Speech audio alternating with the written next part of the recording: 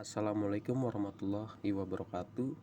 Dalam video kali ini adalah video lanjutan, yaitu untuk tugas nomor 4. Di video ini saya ingin menjelaskan bagaimana cara menganalisa leksikal, sintaks, dan semantiknya. Yang pertama yang akan kita lakukan adalah menganalisa leksikalnya terlebih dahulu. Analisa leksikal adalah proses penerjemahan shortcode dari kata per kata, dan analisa leksikal berhubungan dengan token atau kata.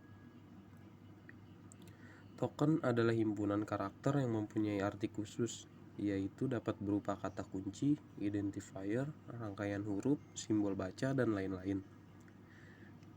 Jenis token antara lain identifier, contohnya variabel, function names, dan lain-lain. Keyword, contohnya while, if, else, dan lain-lain. Operator, contohnya plus, minus, kali, bagi. Dan literals. Literals adalah contoh kalimat seperti kata hello. Terus ada punctuation, yaitu contoh kalimat, bukan contoh kalimat, tapi tanda baca titik koma atau titik dua dan lain-lain. Di dalam analisa leksikal terdapat delimiter, yaitu berguna sebagai pemisah atau pembatas seperti kurung buka, kurung tutup, titik koma, dan sebagainya.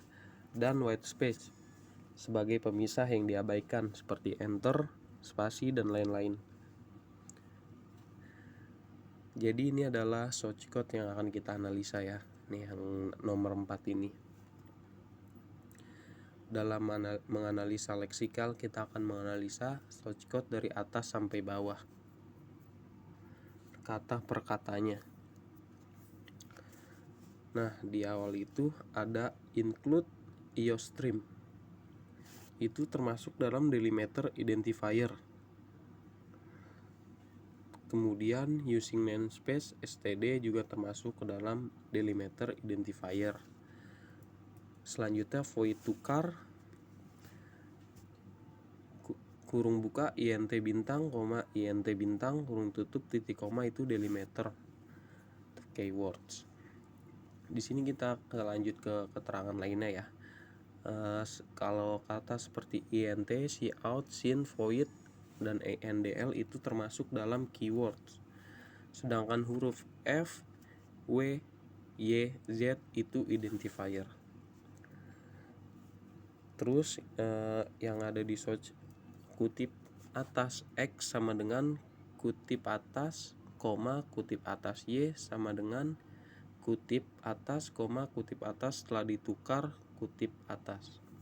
Itu termasuk literals. Dan titik 2 dan titik koma itu termasuk punctuation. Selanjutnya sama dengan dan bintang itu termasuk dalam operator. Kita lanjut ke analisa sintaksnya ya. Seperti yang sudah dilihat di paper,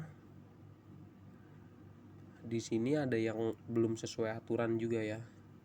Nah, saya akan menjelaskan yang belum sesuai aturan. Di situ yang belum sesuai aturan ada di search void main, buka kurung void, tutup kurung, int v, w, y, z, titik koma, cout, shift left, kutip atas y sama dengan kutip atas sin, shift left y titik 2. Ada juga di cout, shift left, kutip x sama dengan shift left x, dan v, shift left endl titik koma. Ada juga cout, shift left z, shift left endl titik koma. Itu juga belum sesuai aturan.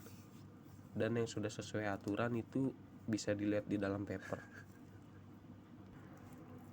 Nah, di yang belum sesuai aturan ini akan dijelaskan di dalam analisa semantik kenapa belum sesuai aturan.